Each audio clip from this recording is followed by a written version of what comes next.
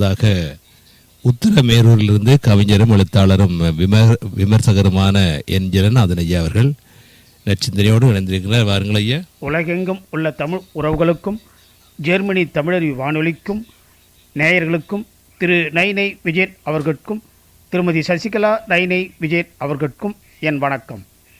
வாயை கட்டினால் வாழ்க்கை, வாயை கட்டினால் வாழ்க்கை எனும் தலைப்பில் உங்களோடு சிலவற்றை பகிர்ந்து கொள்கிறேன். எழுத்தும் குரல் வடிவமும் தக்கோலம். என் ஜெகநாதன், உத்திரமேரூர், தமிழ்நாடு. வாயை கட்டினால் வாழ்க்கை, வாயை கட்டினால் வாழ்க்கை, வாயை கட்டினால் வாழ்க்கை. என்ன சொல்ல வர்ற நண்பா?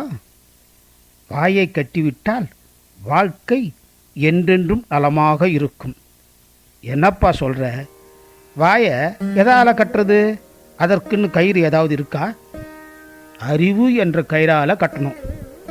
தெளிவாக சொல்லு. அறிவால் வாயை கட்டணும். புரியல, விளக்கமாக சொல்லு. வாய் 2 வேலைகளை செய்யுது. வாய் 2 வேலைகளை செய்தா? ஆமாம்பா, புரியும்படி சொல்லு. 1 உள்ளே தள்ளுவது, 2 வெளியே தள்ளுவது. இப்படி 2 வேலைகளை வாய் செய்யுது. குழப்பாத, இன்னும் புரிகிற மாதிரி சொல்லு. சொல்கிறேன். வாயினால் உள்ளே தள்ளுவது எது? உணவு, சாப்பாடு, சாப்பிடக்கூடிய பொருள்கள். சரியா சொன்ன. வாயினால் வெளியே தள்ளுவது எது? எது? வாயினால் வெளியே தள்ளுவது பேசுவது, பாடுவது. இப்படி. ஓஹோ, உள்ளே தள்ளுவது உணவு, வெளியே தள்ளுவது பேசுவது. சரி, இதற்கும் வாயை கட்டுவதற்கும் என்ன சம்பந்தம்? சொல்கிறேன். சரியில்லாத உணவு, அதாவது உடம்புக்கு ஒத்துக்கொள்ளாத உணவாக இருந்து சாப்பிட்டா உடம்பு கெட்டு போகும். 40 வயசுக்குள்ளே நாம் விரும்புறதெல்லாம் சாப்பிடலாம், பெரும்பாலும் உடம்பு பாதிக்காது. சரி, 40 வயசுக்கு மேலே போயிட்டா உடம்பு விரும்புகிறத, அதாவது உடம்புக்கு ஒத்துக்கிறத சாப்பிடு. ஆமாப்பா, சரியாக சொன்னேன். ஒத்துக்கொள்ளாத உணவை சாப்பிட்டு பாதிப்பு ஏற்பட்டால் நிச்சயம் உடம்பு பாதிக்கும். சரி, அப்படி சாப்பிடக்கூடிய சூழல் ஏற்பட்டால் என்ன செய்யுது? மனசலனப்படாமல் அறிவு கொண்டு வாயை கட்டணும். வாயை கட்டினா உடம்பு பாதிக்காது.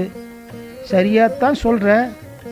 உணவு உண்ணும்போது உடம்புக்காக கட்டுப்பிடித்து தான் தீரணும். சரி, உள்ளே தள்ளுகின்ற உணவை பற்றி சொன்னேன். வெளியே தள்ளுகின்ற பேச்சை பற்றி சொல்லு. பேசுகின்ற பேச்சு தன்னை உள்பட யாரையும் காயப்படுத்தாமல் பேசினா வாழ்க்கை பாதிக்காது. பொருத்தமாக தான் சொல்கிற. பேசும்போது யோசித்து பேசணும். பேச்சின் விளைவை உணர்ந்து பேசணும். ஆமாம்ப்பா, பொருளை கொட்டினா அள்ளலாம், சொல்லை கொட்டினா அள்ள முடியுமா அப்படின்னு எங்கள் அப்பா கூட சொல்லுவார். சரியாத்தான் சொன்னார். அதை கடைப்பிடிச்சு நாம் வாழணும். இன்னொன்று சொல்லுவாங்க, காலம் போகும் வார்த்தை நிற்கும்னு சொல்லுவாங்க. இதையெல்லாம் எண்ணி பார்த்து பக்குவமாக பேச பயிற்சி எடுத்துக்கணும். பக்குவப்பட முடியுமா? பயிற்சி தான் எடுக்க முடியுமா? பெரிய வித்தை தான்.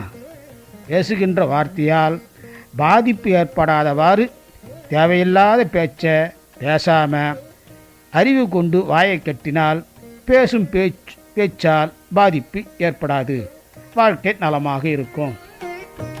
ஆக உள்ளே தள்ளுகின்ற உணவு பாதிப்பு ஏற்படுத்தாத அளவுக்கு உட்கொண்டால், வாயை கட்டுப்படுத்தினால் உடம்பு கெடாமல் உடல் நலம் நலமாக இருக்கும்.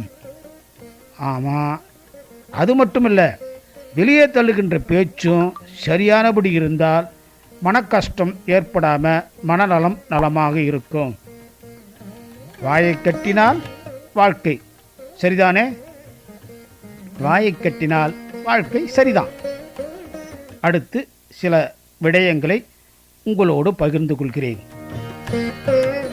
அன்றைக்கு புத்தகம் இருந்தது. கண்களால் பார்க்கின்ற, கண்களை பயன்படுத்துகின்ற சாதனங்கள் குறைவாக இருந்தது. இன்றைக்கு பல உள்ளது. தொலைக்காட்சி, கம்ப்யூட்டர், செல் போன், இன்ன பிற இவைகளால் வாழ்க்கை இயங்குகின்ற நிலை ஏற்பட்டுள்ளது. இவைகளை பயன்படுத்தும் போது கண்கள் மிகவும் பாதிக்கிறது. குறிப்பாக கம்ப்யூட்டர் வெளிச்சம் கண்ணை மிகவும் பாதிப்பை அடைய செய்கிறது. எனவே அந்த வெளிச்சத்தை தாங்கக்கூடிய கண்களை பாதிக்காதவாறு மூக்கு கண்ணாடிகளை அணிந்து கொள்ள வேண்டும். மேலும் கம்ப்யூட்டர் போன்ற சாதனங்களை தொடர்ந்து